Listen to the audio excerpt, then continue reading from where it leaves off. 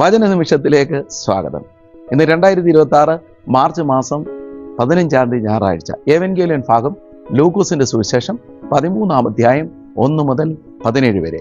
18 വർഷം കൂനിയായ സ്ത്രീയെ യേശു സിനഗോഗിൽ വെച്ച് സൗഖ്യമാക്കുന്നതാണ് പ്രമേയം. 3 ധ്യാനചിന്തകൾ.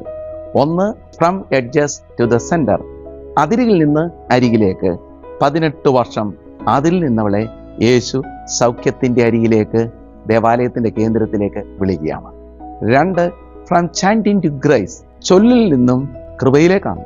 18 വർഷം അവൾ ആരാധനയിൽ പങ്കെടുത്തു, പക്ഷേ ജീവിതത്തിൻ്റെ അർത്ഥം, സൗഖ്യം അവൾക്ക് ലഭിക്കുന്നില്ല.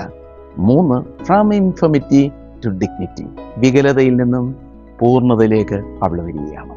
അവളെ യേശു വിളിച്ചു അബ്രഹാമിൻ്റെ മകൾ. അബ്രഹാമിൻ്റെ പെൺമക്കളെ പറ്റി നമുക്ക് ധ്യാനിക്കണ്ടേ. സ്ത്രീത്വത്തിൻ്റെ ഉയർച്ചയാണ്, അവളുടെ ഡിഗ്നിറ്റിയാണ്. ആമേൻ.